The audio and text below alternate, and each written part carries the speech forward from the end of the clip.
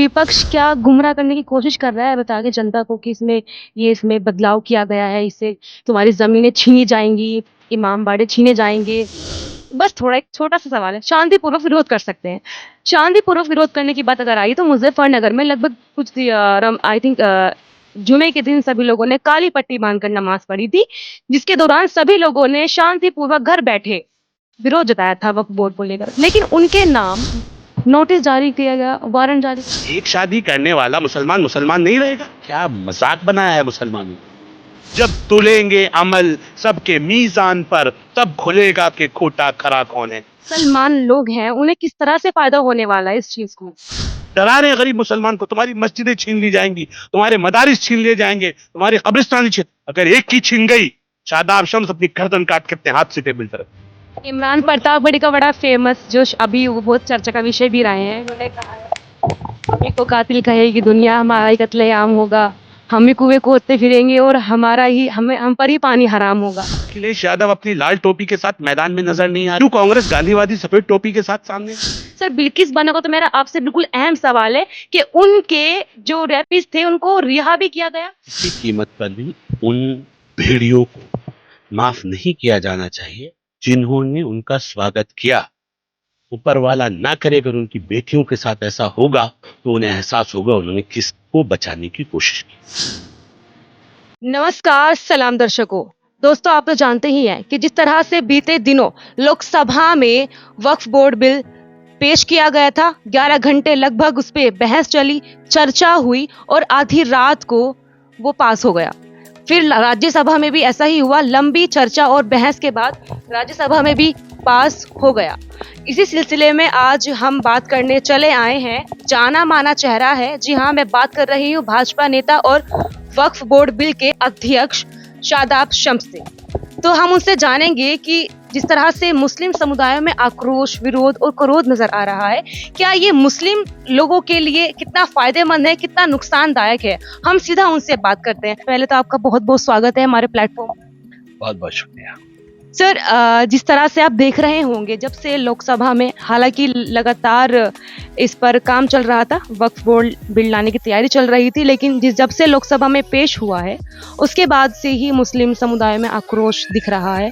Sir आप ये बताने की कोशिश करें कि कैसे ये मुसलमानों के लिए फायदेमंद हो सकता है या फिर नुकसानदायक हो सकता है। एक शेर से शुरू करते हैं, भेड़ की खाल में इन भेड़ियों से न निकलेगा, भेड़ की खाल में न इन भेड़ियों से निकलेगा, वक्फ के रहजनों न इन रहबरों से निकलेगा, तकाजा वक्त का है साथ अब ये कौम आए, हमारा दर्द है हमारा जख्म है, मरहम हमी से निकलेगा। हक यतीमों का लूटने वालों, तुम्हारा फैसला हक की कलम से निकलेगा, और वक्फ की रेत पर अब एड़ियां रगड़नी है, हमें यकीन है कि जमजम यहीं से निकलेगा। परेशानी इस बात की कि ये वक्फ मेरे नबी ने एक ईमान, एक इनाम के तौर पर गरीबों को दिया।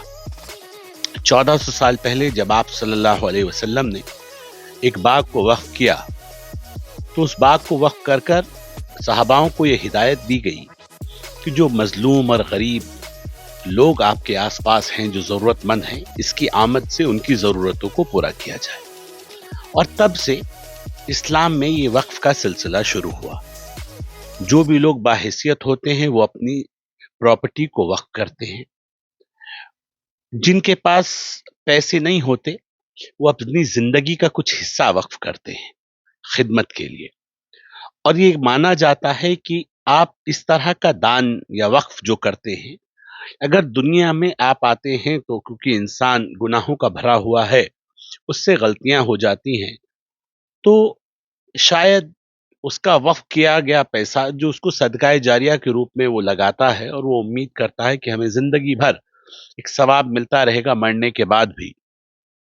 तो अगर मुझसे कुछ गुनाह हुए होंगे तो मेरे गुनाह कम हो जाएंगे और इसके सदके और तूफैल में अल्लाह मेरी मगफिरत फरमा देंगे, और मुझे अगर कुछ दोजक का अजाब होगा तो उससे मेरी हिफाजत हो जाएगी। लेकिन जब आप हिंदुस्तान आते हैं और हिंदुस्तान में हालात को देखते हैं तो अपने आप पे शर्म आने लगती है। जिसके लिए ये औकाफ बने थे, जिसके लिए वक्फ बना था, वो यतीम थे, मिस्कीन थे, बेवा बहनें थी, बेसहारा बड़े बुजुर्ग थे। लेकिन मैंने अपनी पूरी जिंदगी में अभी तक वक्फ का ये हाल नहीं देखा कि कहीं इन औकाफों के ऊपर किसी यतीम के लिए कुछ किया गया हो। 9 लाख हेक्टेयर जमीन जिनके बुजुर्गों ने, जिनके बड़ों ने वक्फ की हो, यानी कि अपने बच्चों के लिए छोड़ी हो, उस कौम के बच्चों के हाथ में कटोरा है। वो अपने जिंदगी जीने के सबसे निचले पायदान पे है। मैंने सहारनपुर मुजफ्फरनगर में इंसान को रिक्शा पे बिठा के एक 85 साल के आदमी को खींचते हुए देखा है कि कैसे वो यहां से जाएगा और अपने बच्चों का पेट भरेगा। जिनके बुजुर्गों के पास इतनी संपदा छोड़ के जाते हैं, उनके हालात ये होते हैं। तो या तो वो हक जो यतीमों का, मिस्कीनों का, ज़ईफों का, बुजुर्गों का, यतीमों का जो हक था, या तो किसी ने उस पर डाका डाल दिया या उसको आने से रोक दिया गया। अब सवाल उठता है कि जो वक्फ को 75 सालों में करना था, इस वक्फ की संपत्ति पे हमें तो कुछ नजर नहीं आया। ना तो गरीबों का भला करता हुआ वक्फ कहीं नजर आया, ना वक्फ ये नजर आया कि उसके ऊपर कुछ अच्छे हॉस्पिटल्स बने होते, ये गरीबों का मुफ्त इलाज होता। कहीं अच्छे स्कूल कॉलेजेस नजर नहीं आए कि जो गरीबों को मुफ्त एजुकेशन मिल सके। कहीं अच्छी यूनिवर्सिटीज नजर नहीं आई कि बेटियों को अच्छी एजुकेशन मिल सके। तो हमें तो नहीं दिखा कि कहीं कुछ अच्छा काम वक्फ में हुआ हो।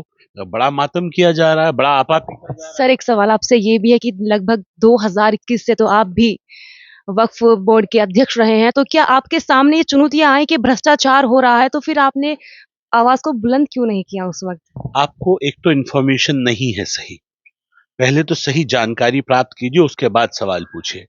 मुझको अभी वक्फ बोर्ड में आए हुए 2 साल हुए हैं। जी। इन 2 सालों में आप अपने गूगल पे डालिएगा मॉडर्न मदरसा, तो हमने मॉडर्न मदरसा बनाया है। हमने कॉन्सेप्ट दिया है कि ऐसे बच्चों को पढ़ाएंगे। मेरा बच्चा जो मदरसे में नीचे बैठ के पढ़ता है, आप मुस्लिम कॉलोनी देहरादून के अंदर जाइए और वहां देख के आइए कि कैसा मॉडर्न मदरसा बन रहा है। हमने उस मदरसे के अंदर शानदार फर्नीचर लगाया है, एलईडी स्क्रीन्स लगाई हैं जिसको स्मार्ट बोर्ड कहते हैं। और मेरा बच्चा बेहतरीन ड्रेस पहन के आएगा, एनसीईआरटी का इंग्लिश मीडियम का सिलेबस पढ़ेगा और वो हाफिज कुरान भी बनेगा और इंग्लिश में तालीम भी हासिल करेगा। तो क्या सर, जिस तरह से आप बता रहे हैं, इसमें इतनी अच्छी-अच्छी चीज़ें आप कर रहे हैं या हो रही हैं, सर विपक्ष क्या गुमराह करने की कोशिश कर रहा है बता के जनता को कि इसमें बदलाव किया गया है, इससे तुम्हारी ज़मीनें छीनी जाएँगी, इमाम बाड़े छीने जाएँगे? आपने इस थोड़ा सा जल्दी सवाल पूछ लिया। मुझे तो उम्मीद थी कि आप शायद थोड़ा सा सुकून से रुक के सवाल पूछेंगे, क्योंकि जवाब अभी तो मैंने देने शुरू किए हैं। मैं जानता हूं कि जो विरोध कर रहे हैं, जो आपको नजर आ रहा है, आपने शुरू में कहा कि मुसलमान विरोध कर रहा है, नहीं कर रहा है मुसलमान विरोध। जो विरोध कर रहा है ये पॉलिटिकल मुसलमान है, ये सपाई है, ये कांग्रेसी है, ये आम आदमी पार्टी का मुसलमान है, ये अन्य पार्टियों से जुड़ा हुआ पॉलिटिकल मुसलमान है। एक गरीब मुसलमान को तो इतनी फुर्सत ही नहीं है कि वो जाके सफेद कुर्ता पजामा पहन के कहीं जंतर मंतर पे एजिटेशन करे या वहां जाके हंगामा करे। वो तो सुबह से शाम तक अपनी रेहड़ी पे सब्जियां बेच रहा है। वो तो ईमानदारी के साथ इस जुस्तजू में लगा है कैसे मैं अपने बच्चों को 2 वक्त का खाना खिला दूं। वो बहन को देखो, वो घर में लोगों के बर्तन मांज रही है, मुस्लिम बेटी, उसके घर में खाने के लिए नहीं है। उसके पास इतनी फुर्सत नहीं है कि इन मौलानाओं के इन पॉलिटिकल कॉल्स पे वो दिल्ली पहुंच जाए। उसके पास इतने पैसे भी नहीं है कि किराया खर्च करके वहां पहुंच जाए। ये पॉलिटिकल वही लकड़बग्घे हैं जो इन गरीबों का, यतीमों का हक मार के बैठे हैं। और उनका जो वक्फ माफिया है वो उनको फाइनेंसर बना हुआ है और वो कह रहा है देश चला दो, हंगामा कर दो, गरीबों का हक गरीबों को मिलने ना पाए, हम होने नहीं देंगे। तो ये आपने तो, आपको ये लगता है गरीबों को आप मिलने नहीं देंगे तो आपके पास पड़ा है, आपके पास पड़ा रहेगा। गरीबों की संपदाओं पर 5 स्टार होटल, 5 स्टार होटल, 1 साल का किराया 1 रुपया। वाह! जहां चाय भी 450 500 रुपए की मिलती है, उससे 1 साल का किराया आप जमीन का 1 रुपया ले रहे हैं। क्या मजाक बनाया है मुसलमानों का।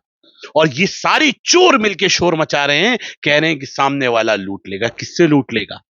सीधा सवाल मेरा सुनिए, आपसे पहले ये हमारी सुनिए, कह रहे हैं लूट लेगा। किससे लूट लेगा? उस कौन गरीब है जिसके पास है और उससे लूट लिया जाएगा? जब इनको लगता है कि अरे इतनी प्राइम प्रॉपर्टीज हैं, ये लूट ली जाएंगी। किससे? हैं कहां वो प्राइम प्रॉपर्टीज? हमें भी तो बताओ, हमें भी तो जानना है कहां है वो प्राइम प्रॉपर्टीज। किसका बेवकूफ बना रहे हो? अरे खुदा से डरो। यतीमों का, बेवाओं का हक खा रहे हो तुम। ये सदके ज़कात का पैसा है। इतने लंबे लंबे कीड़े पड़ेंगे, यहां भी पड़ेंगे, यहां भी हिसाब देना पड़ेगा और अल्लाह की बारगाह में भी हिसाब देना पड़ेगा। भाग नहीं सकते, बच नहीं सकते। जब तुलेंगे अमल सबके मीजान पर, तब खुलेगा कि खोटा खरा कौन है। ये दाढ़ी रखने से, ये टोपियां रखने से और इस्लाम की बड़ी बड़ी बातें करने से बच नहीं सकते। अल्लाह की बारगाह में जो लूटा है, यतीमों का हक जिसने खाया है, एक एक पाई पाई का हिसाब देना पड़ेगा। झूठ बोल रहे हैं, डरा रहे हैं गरीब मुसलमान को। तुम्हारी मस्जिदें छीन ली जाएंगी, तुम्हारे मदारिस छीन लिए जाएंगे, तुम्हारी कब्रिस्तानी अगर एक की छीन गई, शादाब शम्स अपनी गर्दन काट के अपने हाथ से टेबल पर रख देगा। झूठ बोलते हो, डरा रहे हो मुसलमान को। वो मुसलमान जो कहता था कि मैं खुदा के अलावा किसी से नहीं डरता, जिसका यकीन था कि अल्लाह की मर्जी के बगैर एक सूखे हुए पत्ते की हैसियत नहीं है कि वो पेड़ से गिर जाए, उसके ईमानों को तोड़ रहे हो, कमजोर कर रहे हो। बार बार कहते हो नहीं वो मोदी खा जाएगा। किसी के बाप की सर सीधा सवाल ये है, सुनिए, किसी के बाप की औकात नहीं है कि आपको खा जाए जब तक अल्लाह न चाहे। और अगर मेरा अल्लाह न चाहे तो पूरी दुनिया मेरे खिलाफ हो जाए, पूरी दुनिया भी मेरा कुछ बिगाड़ नहीं सकती। और अगर मेरा अल्लाह मेरा बिगाड़ने पे आ जाए, पूरी दुनिया मिलके भी चाहे कि मुझे संवार दे और मुझे बचा ले, तो बचा नहीं सकती। ये मोमिन का ईमान है। लेकिन क्या नाटक दिखा रखा है ये पॉलिटिकल मुसलमान। सीधा सवाल आपसे ये है, थोड़े अल्फाजों में जवाब दीजिएगा कि किस तरह से जो मुसलमान लोग हैं उन्हें किस तरह से फायदा होने वाला है इस चीज को लेकर। 75 साल में कोई फायदा नजर आया आपको? आप जानती हैं वक्फ किसे कहते हैं? वक्फ की किसी प्रॉपर्टी के ऊपर कोई स्कूल कॉलेज, कोई डिग्री कॉलेज, कोई यूनिवर्सिटी है? बताइए, आपने देखी है कहीं? आपसे सवाल किया ना मैंने, आपसे। जनता, सर जनता चाहती, जनता को गुमराह किया जा रहा है, जनता को गुमराह किया जा रहा है। विपक्ष लगातार कह रहा है कि मुसलमानों को इनसे जमीनें छीनी जा रही है। तो आप मुझे सीधा जवाब ये दीजिए कि किस तरह से मुसलमानों को इससे फायदा हो सकता है। मेरा सीधा सवाल ये है आपसे। सना, मैंने आपसे दो बातें, आपसे पूरा प्रोसेस पूछा है। प्रोसेस मत पूछिए ना, हमने आपसे पूछा। आप भी इसी देश के नागरिक हैं, आप भी भारतीय हैं, आप भी मुसलमान हैं।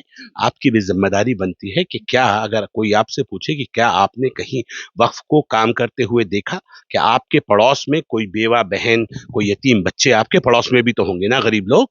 क्या आपने सुना कभी आपके किसी गरीब रिश्तेदारों को वक्फ से फायदा मिला? अभी मेरा ये सवाल रहा आपसे कि ऐसा क्या बदलाव हुआ है उसमें।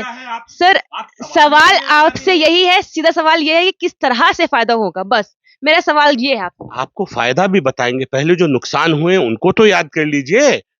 ये मान लीजिए ना कि हाँ नुकसान हुए, वक्फ से कोई फायदा आज तक नहीं हुआ।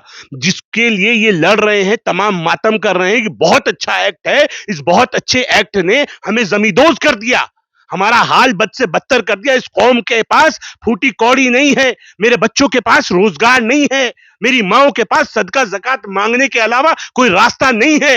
ये कह रहे हैं ये अच्छा है या तो ये सही है, हम गलत हैं, कोई कहीं तो गड़बड़ी हो रही है। अगर ये अच्छा एक्ट है तो मुझे दिखना चाहिए कि अच्छे स्कूल्स बने हैं वक्फ की जमीनों पर, अच्छे हॉस्पिटल्स बने हैं जहां गरीबों का मुफ्त इलाज हो रहा है। मुझे कुछ तो बताओ। ये जो मातम कर रहे हैं, इन्होंने कुछ बनाया होगा ना कि बहुत अच्छा एक्ट है। अगर वो नहीं है अच्छा, तो फिर हम बताएंगे अच्छा कैसे बनेगा। तो इसलिए हमने कहा, अभी भी वहीं अटका हुआ है। बता रहा हूं, इसीलिए बोल रहा हूं कि 75 साल में आपने कुछ नहीं किया, अब हमारा मौका आया है। आज मोदी कह रहे हैं हम करके दिखाएंगे, तो हमें करने दीजिए। इस पे हंगामा करने का, देश जलाने का और चक्का जाम करने का, होने नहीं देंगे, जान दे देंगे, इसकी जरूरत क्या है? 75 साल में आपने कुछ नहीं किया। जमीयत उलमा हिंद के जो अरशद मदनी साहब है, उन्होंने भी सुप्रीम कोर्ट में याचिका दायर कराई है अपनी, और ये बोल रहे हैं कि इसमें अगर मतलब ये है कि मुसलमानों के कानूनों में हस्तक्षेप कर रहे हैं, अगर हिंदू को रखा जा रहा है, उनकी भागीदारी है, तो क्या श्राइन बोर्ड में भी मुसलमानों की भागीदारी होगी अगर सबका साथ सबका विकास की बात करते हैं? अगर मेरा एक जवाब पूरा हो जाए तो दूसरा सवाल पूछिएगा। सर आप सीधा जवाब दे ही नहीं रहे हो। अक्सर जनता ये चाहती है कि सीधा सा प्रोसेस क्या रहेगा, कि किस तरह से मुसलमानों को फायदा होगा, पहले में और अब में क्या अंतर रह गया है? सर अभी आपको, आप अगर पहले ही बोल देंगी सवाल तो जवाब कहाँ से लेंगे आप भी उन्हीं की सर बोलिए बोलिए सर बोलिए। आप भी उन्हीं की तरह से सवाल पूछ रहे हैं। एक सवाल का जवाब दो तो दूसरे सवाल पे पहुंच जाते हैं। जवाब आप बोलिए सर, आप बोलिए। हम आपको कह रहे हैं कि उन्होंने कुछ नहीं किया, मोदी सरकार कुछ करना चाहती है। वो कह रहे हैं कि 75 साल में आपने नहीं किया, हम इस प्रॉपर्टी को डेवलप करेंगे। यहाँ मुसलमानों के लिए अच्छे स्कूल्स बनेंगे, अच्छे हॉस्पिटल्स बनेंगे, अच्छी बेटियों के लिए अच्छे स्कूल कॉलेजेस बनेंगे और जो बेसहारा बेघर लोग हैं उनको वक्फ की प्रॉपर्टी को डेवलप करके उनको घर दिए जाएंगे। ये बहुत ईमानदारी के साथ मोदी सरकार की कमिटमेंट्स हैं और वही कमिटमेंट हम जनता के बीच में जाके कह रहे हैं कि आपने ये ठेकेदार नहीं है, ओवैसी हुए, मदनी हुए या बाकी लोग हो गए, हम भी मुसलमान हैं ना, हमारे दिलों में भी दर्द होगा कौम का, हमें भी मरने के बाद हिसाब किताब देना है ना अल्लाह को, कब्र में हमसे भी हिसाब किताब होंगे ना। लेकिन जो डराने का खेल चल रहा है कि भाई हमें हमारे हिस्से का काम करने दो, आपने कर लिया ना, 75 साल तो किसी ने रोका नहीं ना आपको। अब जो दूसरा करना चाहता है उसे करने दीजिए और फिर जनता को डिसाइड करने दीजिए कि अच्छा किया है कि बुरा किया है। एक ठीक है।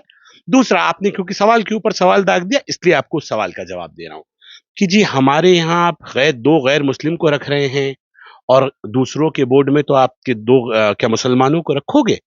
उन्होंने एकदम इसके ऊपर आपने भी काउंटर किया, कोई नहीं रख रहा है।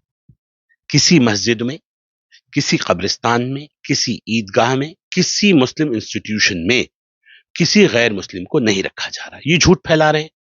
श्राइन बोर्ड पीरान कलियर है, उस पीरान कलियर में कोई गैर मुस्लिम नहीं आएगा। श्राइन बोर्ड दरगाह अजमेर शरीफ है, उसमें कोई नहीं आएगा।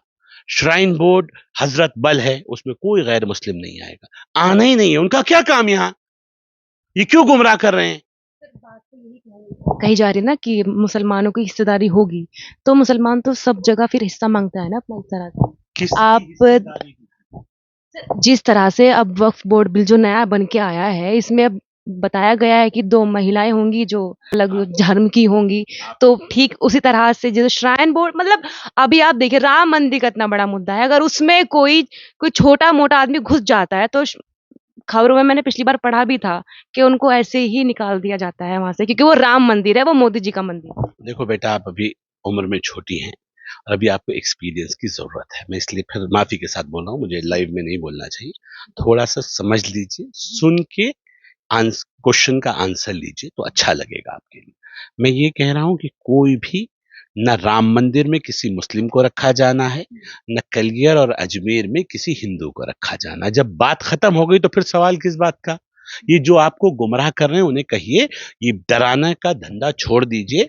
मैनेजमेंट कमेटी जो उत्तराखंड स्टेट की जो बनती है या जो नेशनल पे बनेगी, वहां 2 लोगों को रखने की बात हुई है। किसी मस्जिद की कमेटी में, किसी दरगाह की कमेटी में, किसी श्राइन में कोई नहीं आएगा। तो जो डरा रहे हैं उनका खेल सिर्फ सवालों को गुमराह कर कर अपनी जमीन को बचाने का है जो उन्होंने लूट रखी है, और वही खेल चल रहा है। इसके अलावा मैं कह रहा हूं ना, ये कहीं नहीं आनी है तो मान लीजिए, आएगी तो हमारे गिरवान पकड़ लीजिएगा कि आपने तो कहा था किसी श्राइन में नहीं आएंगे, ये कैसे आ गए?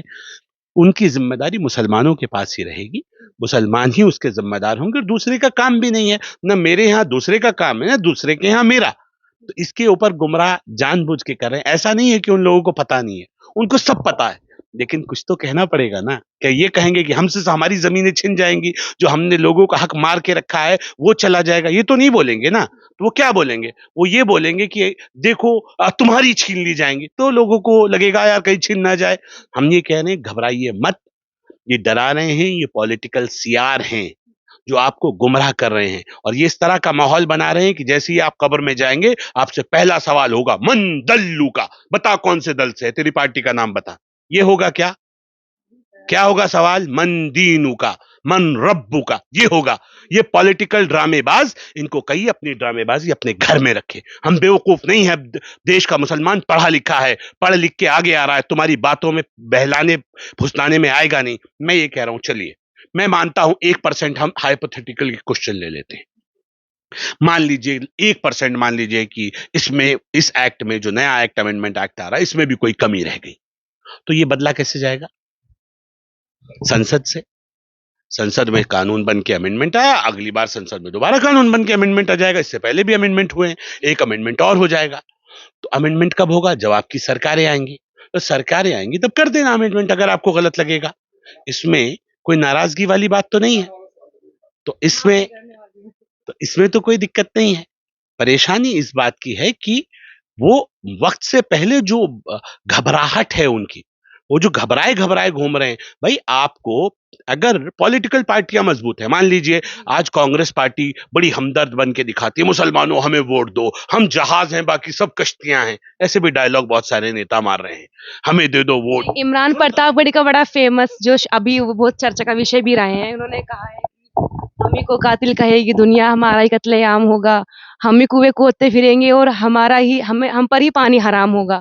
उन्होंने ये भी कहा है साथ के साथ कि गृह मंत्री ने जिस तरह से बताया कि पुराना जो वक्फ बोर्ड था उसको लेकर मुसलमान अपनी वक्फ के लिए सुप्रीम कोर्ट का गेट नहीं खटखटा सकता था, जबकि जो पुराना वक्फ बोर्ड संशोधन उसमें मतलब वक्फ बोर्ड की धारा है ना 95, उस 95 80 आई थिंक 9 में ये कहा गया है कि अपनी जमीन के लिए सुप्रीम कोर्ट का दरवाजा खटखटा सकता है और उसमें सुप्रीम कोर्ट बदलाव भी कर सकता है, उसकी समीक्षा भी कर सकता है। इस बारे में क्या? मतलब ये है कि उन्होंने इसको कंपेयर किया है पुराने से और नए से कि नए में ऐसा क्या है जो पुराने को झुटलाया जा रहा है, उसमें नया कुछ जोड़ा जा रहा है। पहली बात आपको मैंने अभी कहा, मैं एक्ट के बारे में जिन्होंने आपको बताया उनसे कहिए एक्ट पढ़ लीजिए। मैं वक्फ बोर्ड का बताया नहीं सर, सुना है, बयानबाजी सुनी है। मैं कह रहा हूं उनके बयानों पे मत जाइए, मैं वक्फ बोर्ड का अध्यक्ष हूं, मुझसे ज्यादा एक्ट नहीं पता होंगे। मैं जो कह रहा हूं उसे समझ लीजिए। मैं सिर्फ इतना कह रहा हूं, ये सिर्फ और सिर्फ गुमराह कर रहे हैं। एक सवाल के ऊपर दूसरा सवाल।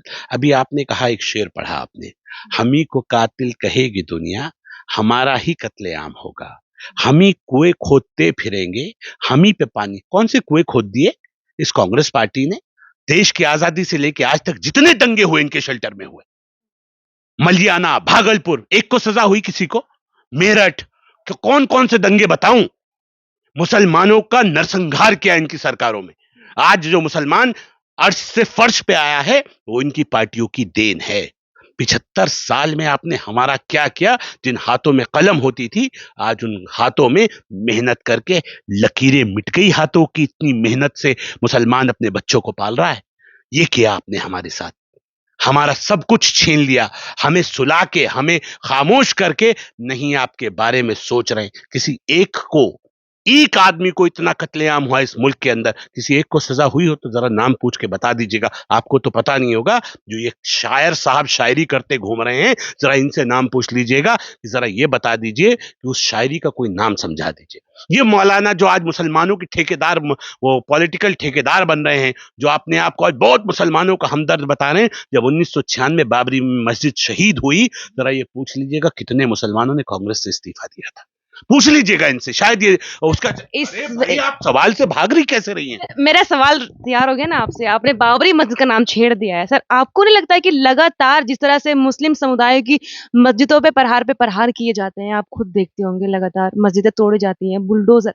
संभल का ही आप देख लीजिए, संभल में नेजा मेला सर, वो मसूद गाजी जी की याद में उसे मेले को लगाया जाता था। वहाँ के प्रशासन ने रमजान के महीने में उसे मना कर दिया लगाने के लिए। सर आप कैसे कह सकते हैं कि एक तरफा ये नहीं है, क्या है, लगातार टारगेट किया जा रहा है सर। अभी आपको मैं सर अभी का देख लीजिए, आप कल का ही देख लीजिए, अलीगढ़ में सर, सर 2-3 की बात है। नहीं पूछ रही आप, मेंटली तैयार सर लगातार सवाल बोलने हैं। अच्छा आप बताइए। लेना ही नहीं है आपको आंसर, बेवजह बोल रही हैं, आपको पता ही नहीं है आपको सवाल कौन। बताइए। आप सुनिए, अच्छा, अगर आप अच्छा क्वेश्चन पूछना चाहती हैं, आप हमारी बेटी की तरह हैं, आप सवाल पूछना चाहती हैं, उसका जवाब लेने का मादा रखिए। सवाल पूछ के भागते नहीं हैं। ये पॉलिटिकल लोग जो है ना, कांग्रेसी और सपा, इनके काम है ये सवाल पूछते भाग जाते हैं, उसका जवाब सुनना नहीं चाहते। अभी तभी बोल रहा हूं अभी आप इमेच्योरिटी मत दिखाए।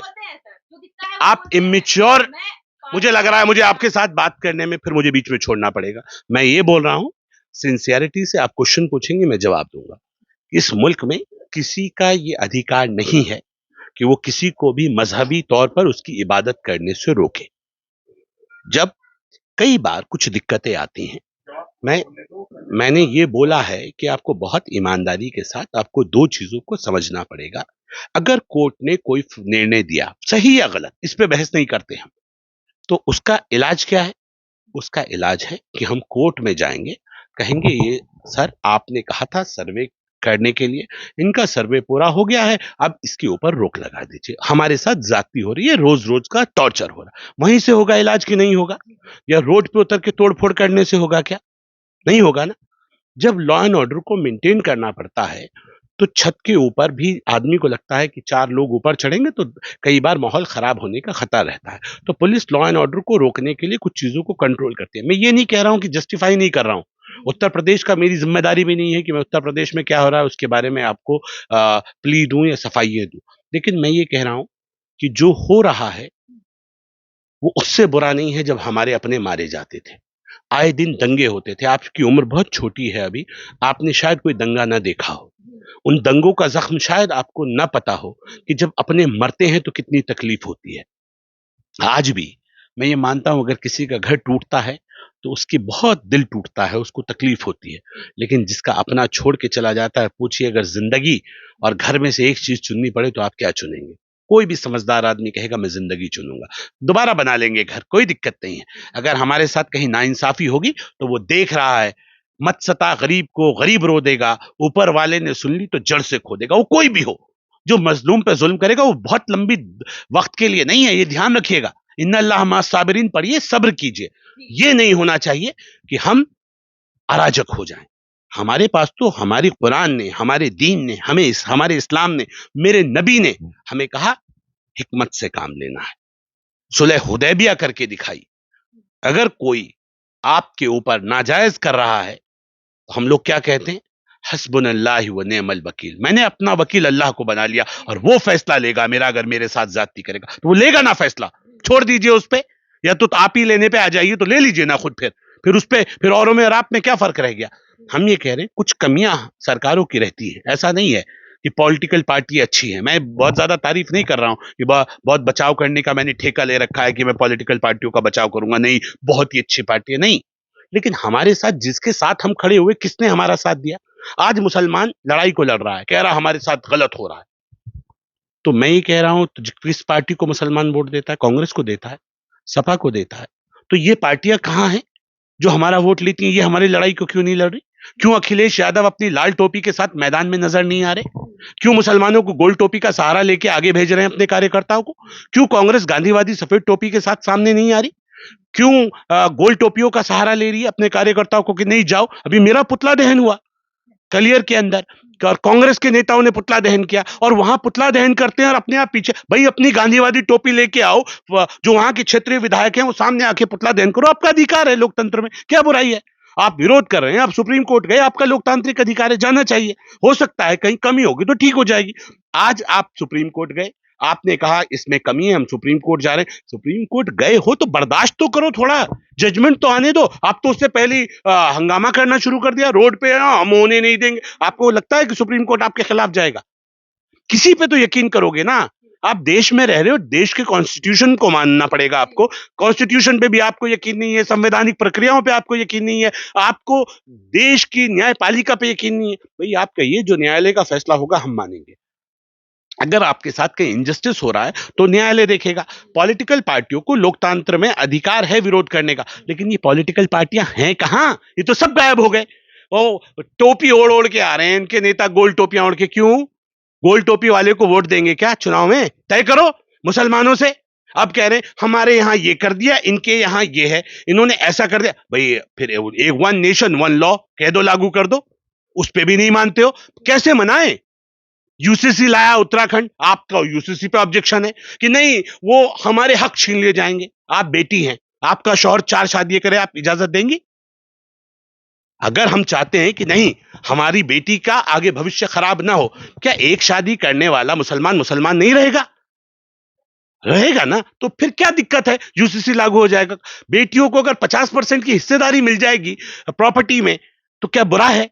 फिर और ये कह रहे नहीं गलत है जी, गलत है जी। अरे दिल पे हाथ रख के बोलो, बेटियों से पूछो सही हो रहा है कि गलत हो रहा है। ये झूठ बोल रहे हैं, अपनी राजनीतिक रोटियां सेकने के चक्कर में आम आदमी को, आम कौम को गुमराह कर रहे हैं। मैं सिर्फ इसलिए कह रहा हूं, आप पढ़ी लिखी एक सवाल, आपने बेटियों की बात करी है सर, मैं भी देखती आ रही हूँ, आप मुझे बार बार ये वाली बात बोल रहे हैं, एक्सपीरियंस नहीं है, छोटी हो सर, हम भी देखते आ रहे हैं किस तरह से अभी कुछ दिन पहले एक लड़की के साथ लगभग 23 लोगों ने रेप किया।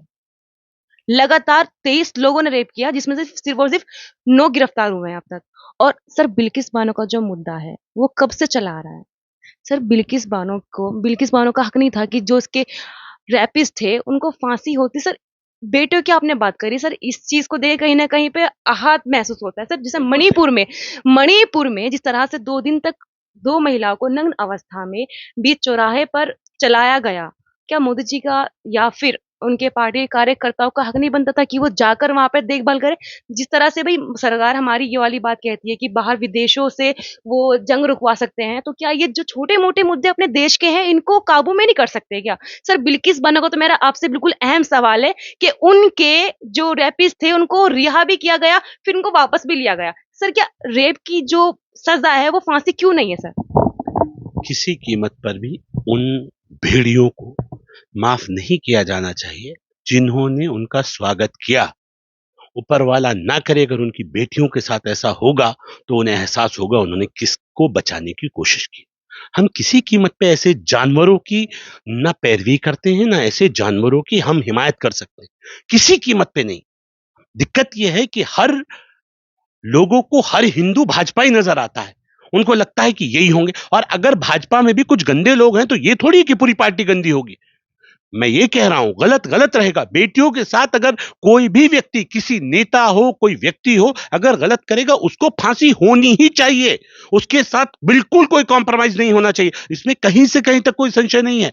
और इसीलिए उत्तराखंड के अंदर हमने स्पेशल एक्ट बनाया है, यहाँ कानून में संशोधन करते हुए कि अगर कोई यहाँ हिंदू उत्तराखंड में किसी बेटी के साथ रेप करता है, तुरंत उसके लिए फांसी का प्रावधान कर दिया हमने।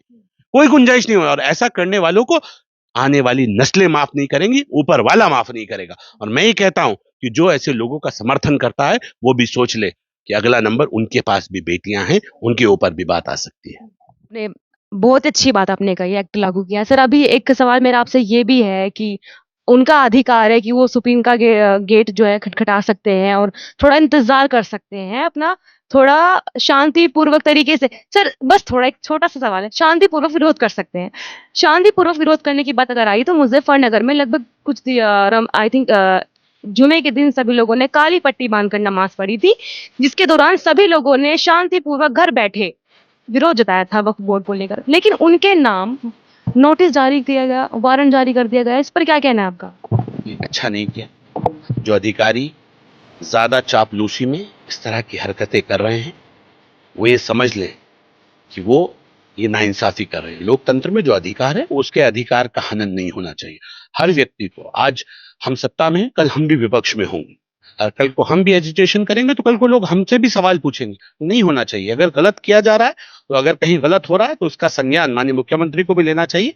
और हम भी इससे बात करेंगे कि अगर इस तरह की बात पे, वो सिर्फ इस बात पे कि हम विरोध आदमी कोई करने आता है और इसलिए सिर्फ उसे नोटिस दे दिया जाता है, तो ये नाकाबिले बर्दाश्त है। लोकतंत्र में इसकी कोई जगह नहीं है। मुझे लगता है कई सारे लोग कोर्ट भी गए, कोर्ट डिसाइड करे, और वहां वो लोग भी बताएंगे कि उन्होंने नोटिस क्या इसी बात पे दिया है या किसी और विषय पे दिया है। तो जो भी होगा सामने आ जाएगा। लेकिन हम ये कह रहे हैं लोकतंत्र में विरोध करने का अधिकार सबको है, और संयमित दायरे में रहकर कॉन्स्टिट्यूशन को समझते हुए मर्यादा के दायरे में शांतिपूर्ण विरोध, इसकी इजाजत लोकतंत्र ने एक भारतीय को दी है। मुझे लगता है उससे वो हक कोई नहीं छीन सकता। देखिए ये थे हमारे साथ वक्फ बोर्ड के अध्यक्ष शादाब शम्स जी। ऐसे ही मुलाकात करते रहेंगे हम आपसे, देखते रहिए शाह अलर्ट।